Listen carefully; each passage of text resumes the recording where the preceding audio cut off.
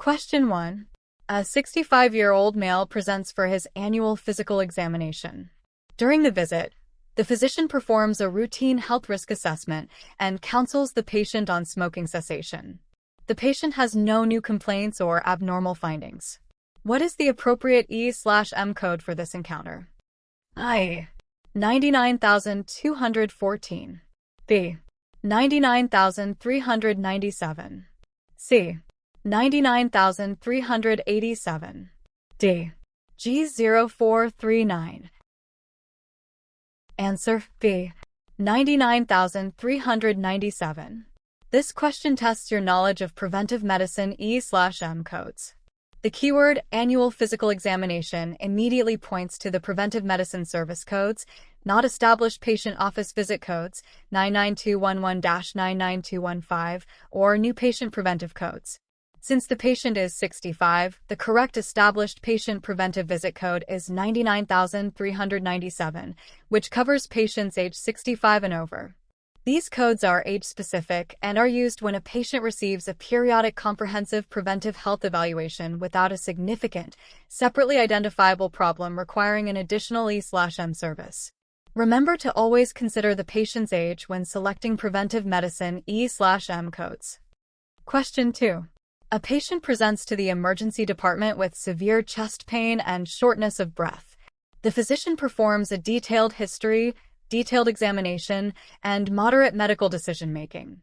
What is the appropriate E/M code for this ED visit? I. 99,283. B. 99,284. C. 99,285. D. 99,203. Answer B. 99,284. This question assesses your ability to assign the correct emergency department E/M code based on the documentation. The keywords detailed history, detailed examination, and moderate medical decision-making are key components for determining the E/M level. For emergency department services, 99281-99285, a detailed history, detailed exam, and moderate medical decision-making align with the requirements for code 99284. It's important to remember that for E/M services in the ED, all three key components, history, exam, MDM, must meet or exceed the requirements for the chosen level, although often MDM is the primary driver in facility coding. Always cross-reference the documentation against the E/M guidelines for component requirements. Question 3. A patient undergoes an open appendectomy.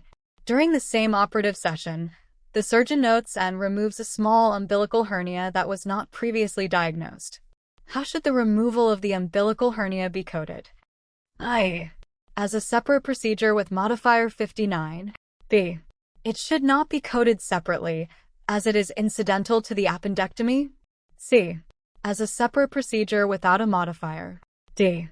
Only if the surgeon dictates a separate report for the hernia repair. Answer I. As a separate procedure with modifier 59. This question tests your understanding of separate procedures and modifier 59 application. The key phrase, not previously diagnosed, implies that the hernia repair was not planned or expected, and its removal is distinct from the appendectomy, making it a separately identifiable service. Although an appendectomy is typically an open procedure, an umbilical hernia repair is not considered an integral part of it. When two distinct procedures are performed during the same operative session, and one is not bundled into the other, modifier 59, distinct procedural service, is used to indicate that the services were separate and distinct from other services performed on the same day. Always remember to check NCCI edits to determine if a modifier is necessary to unbundle two procedures. Question 4. A 75-year-old male presents with a chief complaint of severe dizziness and vertigo. The physician documents benign paroxysmal positional vertigo, BPPV. Which is the correct ICD-10 CM code? I. R42. B. H8110. C. H81-4. D. H81-19. Answer B. H81-10. This question assesses your ability to accurately code a specific diagnosis using ICD-10-CM. The diagnosis benign paroxysmal positional vertigo is the key term. In the ICD-10-CM alphabetic index, you would look under vertigo benign paroxysmal positional, which directs you to H81.1. The tabular list then clarifies that H81.10 is for benign paroxysmal positional vertigo, unspecified ear, which is appropriate when the documentation does not specify the affected ear. Coding to the highest level of specificity means selecting the most precise code available based on the clinical documentation. Always start your search in the alphabetic index and then verify the code in the tabular list. Question 5. A pathologist examines a biopsy specimen of the liver. The report describes the microscopic findings and provides a final diagnosis. What CPT code category would typically be used for this service? I. Medicine codes, 90,000 series. B. Surgery codes, 10,000 series. C. Radiology codes, 70,000 series. D. Pathology and laboratory codes, 80,000 series. Answer D. Pathology and laboratory codes, 80,000 series. This question tests your fundamental understanding of CPT code categories. The keywords pathologist, biopsy specimen, and microscopic findings clearly indicate a service performed in the pathology and laboratory section of CPT. Codes in the 80,000 series are specifically designed for laboratory procedures, surgical pathology examinations, and other tests performed on specimens. It is crucial to associate the type of medical service with its corresponding CPT code range. Remembering the general structure of the CPT manual helps you navigate quickly to the correct section for various services. Question 6. What is the global surgical package period for a minor procedure with a 0-day global period? I. The day of the surgery only. B. 10 days post-operative. C. 90 days post-operative. D. 30 days preoperative and 90 days postoperative. Answer I. The day of the surgery only. This question checks your understanding of the global surgical package concept, specifically for minor procedures. The term 0-day global period is the crucial keyword, indicating that only services performed on the day of the procedure itself are typically included in the global package. For these minor procedures, separate E/M services or other related services performed on subsequent days are generally considered billable. It's important to differentiate between 0-day, 10-day, and 90-day global periods as each includes different preoperative, intraoperative, and postoperative services. Always verify the global period assigned to a CPT code when coding surgical services. Question 7. A patient presents for an MRI of the brain without contrast. The radiologist documents the interpretation and provides a report. Which CPT code should be used? I. 70,551. B. 70,553. C. 70,470. D. 70,336. Answer I. 70,551.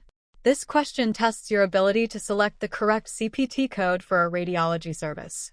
The keywords MRI of the brain and without contrast are critical for accurate code selection. In the CPT radiology section, codes for MRI of the brain specify whether contrast material was used. Code 70551 is specifically for magnetic resonance (R) imaging, brain, including brain stem, without contrast material. It is essential to pay close attention to whether contrast was administered, as this often changes the CPT code or requires an additional code. Always verify the details in the imaging report to choose the most precise code. Question 8. A patient is prescribed a new medication during an office visit. The physician spends 20 minutes discussing the medication's purpose, side effects, and administration instructions with the patient and family. Which CPT code might be considered for this counseling? I. 99213, office visit E/M only. B. 99401, preventive medicine counseling. C. 99402, preventive medicine counseling. D. 9940X series or an E/M code based on time if counseling dominates the visit? Answer D. 9940X series or an E/M code based on time if counseling dominates the visit. This question probes your knowledge of counseling codes and E/M coding based on time.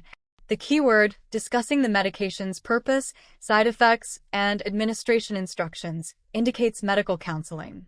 While the E/M code for the office visit, G99213, would capture the overall service if counseling dominates the E/M visit, more than 50% of the total time is spent on counseling/coordination of care. The E/M code can be selected based on time alone, per E/M guidelines.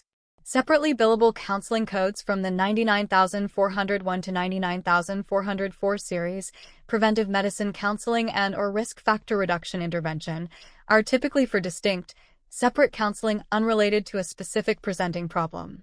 For problem-oriented counseling, the E/M code is often chosen based on total time when counseling dominates, or the counseling is inherent to the problem-oriented E/M service. Remember to always consider if the counseling is related to a specific diagnosis being managed or if it's a separate preventive intervention. Question 9. What is the purpose of a CPT modifier? I. To indicate the patient's insurance carrier. B. To provide additional information about the procedure or service without changing its definition. C. To identify the physician's specialty. D. To specify the patient's diagnosis. Answer B. To provide additional information about the procedure or service without changing its definition. This question tests your foundational understanding of CPT modifiers. The concept is that modifiers are two-digit alphanumeric codes appended to CPT codes to give a more complete picture of the circumstances of a service. The keyword additional information is key, as modifiers clarify why a service was performed differently than typically described, such as a bilateral procedure or a discontinued service. For example, modifier 25 indicates a separately identifiable E/M service on the same day as a minor procedure. Think of modifiers as providing essential context to the payer about the service rendered, helping ensure proper reimbursement. Question 10. A patient presents with a laceration to the arm requiring sutures. The physician performs a simple repair measuring 4-5 cm. What is the correct CPT code for this repair? I. 12001. B. 12002. C. 12031. D. 12032. Answer B. 12002. This question assesses your ability to code simple wound repairs based on anatomical site and length. The keywords are laceration, simple repair, arm, and 4-5 cm. In the CPT integumentary system, simple repairs 12001-12007 are categorized by location and size. For superficial wounds of scalp, neck, axilla, external genitalia, trunk, and/or extremities, 12001 is for 2-5 cm or less, and 12002 is for 2-6 cm to 7-5 cm. Since 4-5 cm falls within the 2-6-7-5 cm range for the arm, extremity, 12002 is the correct code. Always pay close attention to both the anatomical location and the precise measurement of the repair. Question 11. Which organization developed and maintains the CPT code set? I. World Health Organization, WHO. B. American Medical Association, AMA. C. Centers for Medicare and Medicaid Services, CMS. D. American Health Information Management Association, AHMA. Answer B. American Medical Association, AMA. This question tests your knowledge of the entities responsible for maintaining key coding systems. The specific keyword CPT code set is crucial here. The American Medical Association, AMA, is the organization that exclusively owns and maintains the current procedural terminology CPT code set, which describes medical, surgical, and diagnostic services. While CMS oversees Medicare and Medicaid reimbursement and AHIMA focuses on health information management, the AMA is the definitive source for CPT codes. Remembering the primary organizations behind major coding systems is fundamental for any medical coder. Question 12. A patient undergoes an initial office visit with a new physician for a new problem. The physician performs a comprehensive history, comprehensive examination, and medical decision-making of moderate complexity. What is the appropriate E/M code? I. 99,203. B. 99,204. C. 99,214. D. 99,215. Answer B. 99,204. This question tests your E/M coding skills for new patients. The keywords initial office visit, new physician, and new problem establish this as a new patient encounter, codes 99,202 to 99,205. The 2021 E/M guidelines, effective for office/outpatient visits, primarily rely on medical decision-making, MDM, or total time. A comprehensive history and comprehensive examination are generally consistent with higher-level visits, but for new patient office/outpatient E/M, you typically base the code choice on either the level of MDM or the total time spent. Moderate medical decision-making aligns with 99,204 for new patients. Always refer to the specific year's E/M guidelines as they can change. Question 13. A patient is diagnosed with type 2 diabetes mellitus with diabetic neuropathy. Which ICD-10 CM code S should be assigned? I. E1140. B. G63. C. E1140 G63. D. E1142. Answer D. E1142. This question assesses your ability to correctly sequence and combine codes for diabetes with complications. The diagnosis, type 2 diabetes mellitus with diabetic neuropathy, is the key. ICD-10 CM guidelines generally instruct that when a condition has an associated manifestation, the combination code that includes both the underlying condition and the manifestation should be used if available. In this case, E1142 is the combination code for type 2 diabetes mellitus with diabetic polyneuropathy. You do not code G63 separately if a combination code exists. This simplifies coding and ensures the relationship between the two conditions is captured. Always look for combination codes when a disease has an associated manifestation. Question 14. Which of the following best describes the anatomical location of the femur? I. The bone of the upper arm. B. The bone of the lower leg. C. The bone of the thigh. D. The bone of the forearm. Answer C. The bone of the thigh. This question tests basic anatomy knowledge, which is fundamental for medical coding. The keyword femur refers to the longest and strongest bone in the human body, located in the thigh. Understanding anatomical terms and locations is critical for accurately coding procedures, injuries, and diseases because codes are often specific to body regions or bones. For example, coding a fracture or an X-ray requires knowing which bone is involved. A strong grasp of medical terminology and anatomy will make navigating CPT and ICD-10 CM much easier. Question 15. A hospital coder is reviewing a patient's record for a surgical inpatient admission. The patient developed acute kidney failure due to severe dehydration during the hospitalization. How should the acute kidney failure be coded? I. As the principal diagnosis. B. As a secondary diagnosis if the dehydration was present on admission. C. As a secondary diagnosis, provided it meets the definition of a complicating condition. D. It should not be coded, as it is a complication of the primary condition. Answer C. As a secondary diagnosis, provided it meets the definition of a complicating condition. This question examines your understanding of secondary diagnosis coding for inpatient encounters. The keywords developed acute kidney failure and during the hospitalization indicate a condition that arose after admission. Acute kidney failure is a significant adverse event, and if it requires additional clinical intervention, increased nursing care, or extended length of stay, it meets the definition of a complicating condition. As such, it should be coded as a secondary diagnosis, even if it's a complication of a primary condition, because it impacted the patient's care. Always apply the Uniform Hospital Discharge Dataset, UHDDS, definitions for principal and secondary diagnoses in inpatient coding. Question 16. What does NPO stand for in medical terminology? I. Normal pulse oxygen. B. New patient only. C. Nothing by mouth. D. Non-prescription order. Answer C. Nothing by mouth. This question assesses your knowledge of common medical abbreviations. The abbreviation NPO is a widely used Latin acronym, standing for nil per os, which translates to nothing by mouth. This instruction is critical in patient care, especially before surgery or certain diagnostic procedures, to prevent complications like aspiration.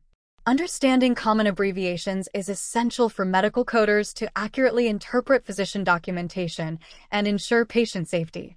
Always be cautious with abbreviations, however, as some can have multiple meanings. If unsure, always seek clarification. Question 17. A physician provides pain management services using an epidural injection for chronic lower back pain. Which CPT section would you find the code for this procedure? I. Surgery/integumentary system. B. Medicine/physical medicine and rehabilitation. C. Anesthesia. D. Surgery/nervous system. Answer D. Surgery/nervous system. This question tests your knowledge of the CPT manual's organization, specifically for pain management procedures. The keywords epidural injection and pain management services are crucial. While an anesthesiologist might perform this, the procedure itself, injecting into the epidural space of the spine, is found in the nervous system subsection of the surgery section of CPT codes 62320 to 62327. It's important to differentiate between the type of provider and the nature of the procedure when locating codes. Knowing where procedures are located by body system is a core skill for efficient CPT coding. Question 18. According to HIPAA, which of the following is considered protected health information, PHI? I. A patient's name and address. B. A patient's diagnosis. C. A patient's payment information. D. All of the above. Answer D. All of the above. This question addresses a fundamental concept in healthcare compliance. Protected health information, PHI, under HIPAA. The concept is that any individually identifiable health information, regardless of its form, is considered PHI. The keywords patient's name and address, patient's diagnosis, and patient's payment information all directly relate to an individual's health or healthcare, or the payment for healthcare, making them PHI. PHI includes demographic data, medical histories, test results, insurance information, and any other information collected by a covered entity that can be linked to a specific person. It's crucial for coders to understand and protect PHI to maintain patient privacy and comply with regulations. Question 19. A patient is admitted to an observation unit for chest pain. After 20 hours of observation and diagnostic tests, the chest pain resolves and the patient is discharged. What type of CPT codes are typically used for this service? I. Inpatient hospital E/M codes 99221-99239. B. Office or other outpatient E/M codes 99202-99215. C. Observation E/M codes 99217-99220, 99234 to 99236. D. Emergency Department E/M codes 99281-99285. Answer C. Observation E/M codes 99217-99220, 99234 to 99236. This question tests your knowledge of specific E/M service types. The keywords observation unit and 20 hours of observation clearly indicate that the patient received observation services, which have their own dedicated CPT codes. Initial observation care, 99218-99220, is used for the first day and observation or inpatient hospital care, including admission and discharge. Codes 99234-99236 are used when the patient is admitted and discharged on the same calendar date. Code 99217 is for a discharge day management service. It's vital to distinguish observation services from inpatient or outpatient services, as they have unique coding guidelines. Question 20. Which modifier is appended to a CPT code to indicate a professional component of a diagnostic test, e.g., the radiologist's interpretation of an X-ray? I-26. B. TC. C-50. D. RT. Answer: I-26. This question assesses your knowledge of CPT modifiers specifically for diagnostic services. The keyword professional component is the key indicator.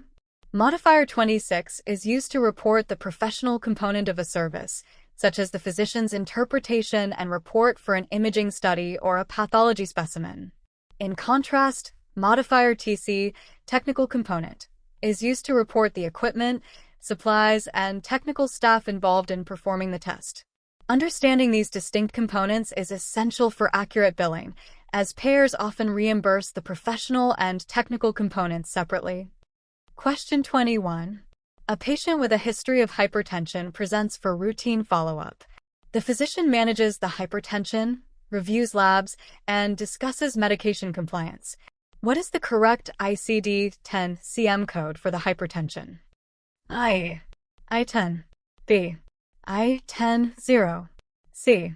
I-10-C-79-899. D. Z-0000. Answer: I-10. This question tests your ability to select the appropriate ICD-10 CM code for essential hypertension. The keyword hypertension is the specific diagnosis. In ICD-10 CM, essential, primary hypertension is coded with I-10. It is crucial to use the most specific code available, and I-10 is for essential, primary hypertension, which is a common and straightforward diagnosis. Subcategory I-10 does not have further subdivisions for laterality or specific types, unless it is a secondary hypertension or involves specific complications, which are not mentioned here. Always consult the tabular list to ensure you're coding to the highest specificity for the documented condition. Question 22. What is the standard format for CPT codes? I. Alphanumeric, E, G, E11-9. B. 5-digit numeric, E, G, 99,213. C. 4-digit numeric with a letter, E, G, J0123. D. Numeric with a decimal, E, G, 81,001-2. Answer: B. 5-digit numeric, e.g., 99213. This question tests a fundamental aspect of CPT code structure. The CPT current procedural terminology code set uses 5-digit numeric codes to describe medical, surgical, and diagnostic services. For example, 99213 is an established patient office visit, while HCPCS Level 2 codes are alphanumeric and ICD-10 codes are alphanumeric with decimals. CPT codes are distinctly 5-digit numbers. Understanding the standard format of each code set prevents confusion and ensures you're looking for the right type of code in the correct manual. Question 23. A patient is diagnosed with an acute myocardial infarction, heart attack, and undergoes an urgent percutaneous transluminal coronary angioplasty, PTK. Which code would typically be reported for the PTCA? I. 33510, coronary artery bypass graft. B. 92928, PTK. C. 92920, stent placement. D. 93458, a cardiac catheterization. Answer: B. 92928, PTK. This question tests your knowledge of cardiovascular interventional procedures. The keywords acute myocardial infarction and percutaneous transluminal coronary angioplasty, PTK, point to a specific type of therapeutic cardiac intervention. Code 92928 is the CPT code for percutaneous transluminal coronary angioplasty, single major coronary artery or branch. It's crucial to distinguish between angioplasty, balloon-only, stent placement, and other cardiac procedures like bypass grafts or diagnostic catheterizations, as they have different codes. Always look for the precise procedure performed in the documentation. Question 24. Which of the following is typically not included in the global surgical package? A. The preoperative visit the day before surgery. B. Normal, uncomplicated postoperative care within the global period. C. The surgical procedure itself. D. An unrelated E/M service performed during the postoperative period. Answer D. An unrelated E/M service performed during the postoperative period. This question assesses your understanding of what is encompassed by the global surgical package. The global package typically includes the surgical procedure, related preoperative care the day before or day of surgery, and normal, uncomplicated postoperative care within the global period 0, 10, or 90 days. The key phrase, unrelated E/M service, means a visit for a condition completely separate from the surgery. Such an unrelated service, if appropriately documented and medically necessary, would be separately billable and would require a modifier, like 24, to indicate it's unrelated to the global package. It's vital to distinguish between complications of surgery, usually include D, and truly unrelated conditions. Question 25. A patient has a fever of unknown origin. The physician documents fever as the primary reason for the visit. What is the most appropriate ICD-10 CM code? A. R59. B. A49. 0. C. B99. D. R52. Answer I. R59. This question tests your ability to code symptoms when a definitive diagnosis has not been established. The keywords fever of unknown origin and fever as the primary reason indicate that only the symptom is known, not the underlying cause. In such cases, ICD-10 CM guidelines direct you to code the symptom. R59 is the correct code for fever unspecified. It is inappropriate to assign a code for a suspected cause, like infection, without a confirmed diagnosis. Always code to the highest level of certainty documented. If only a symptom is present and no definitive diagnosis is made, code the symptom. Question 26. When coding for multiple diagnostic laboratory tests performed on the same patient on the same day, which of the following is most appropriate? A.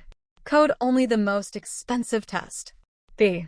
Code all tests individually, even if they are components of a panel. C. Code the appropriate laboratory panel code if all components are performed and documented. D.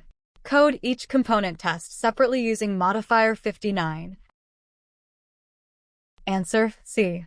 Code the appropriate laboratory panel code if all components are performed and documented. This question addresses the coding of laboratory panels. The concept is that CPT includes specific codes for panels of tests that are commonly performed together. The key phrase, if all components are performed and documented, is crucial. If a CPT-defined panel, e.g., Comprehensive Metabolic Panel 80053, includes all the tests actually performed, you should report the panel code rather than billing for each individual test. You should not break out the components of a CPT panel unless specific tests are missing from the panel. This guideline helps streamline coding and prevent unbundling. Question 27.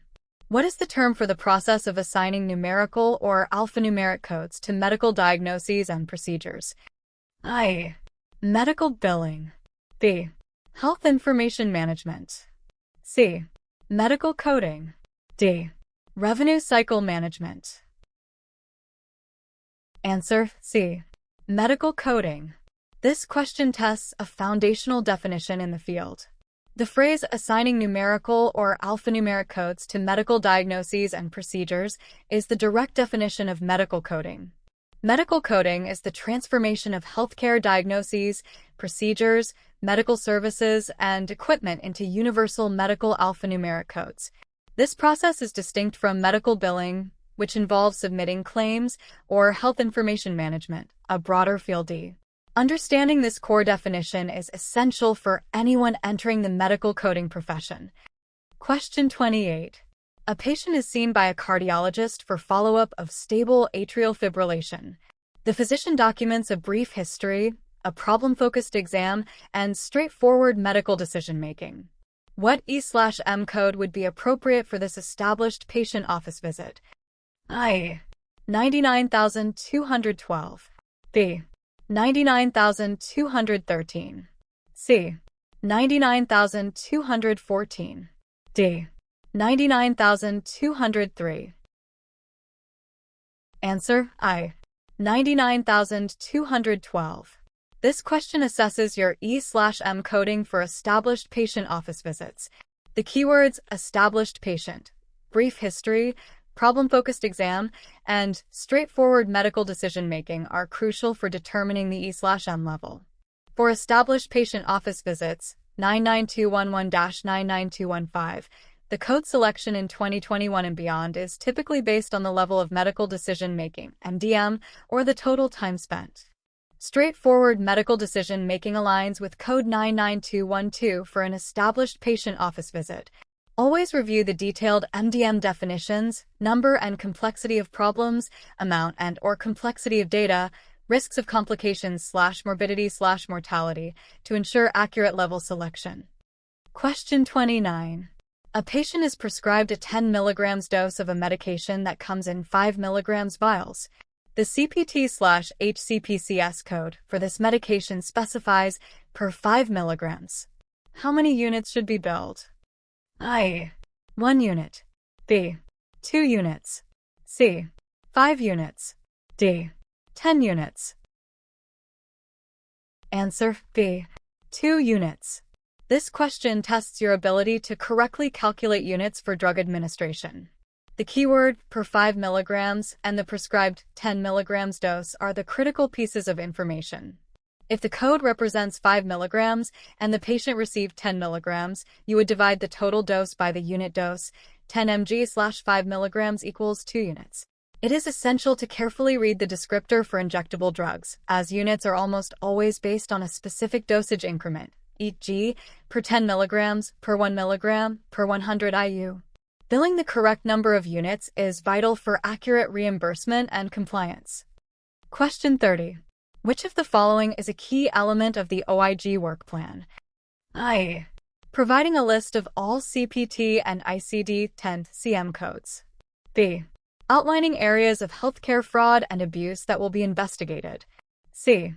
Setting the national reimbursement rates for Medicare services. D. Publishing new medical treatment guidelines. Answer: B. Outlining areas of healthcare fraud and abuse that will be investigated. This question tests your knowledge of healthcare compliance and enforcement.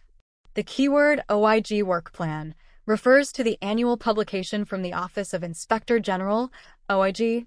Its primary purpose is to identify specific areas of fraud, waste, and abuse that the OIG plans to target for audits and investigations in the upcoming year.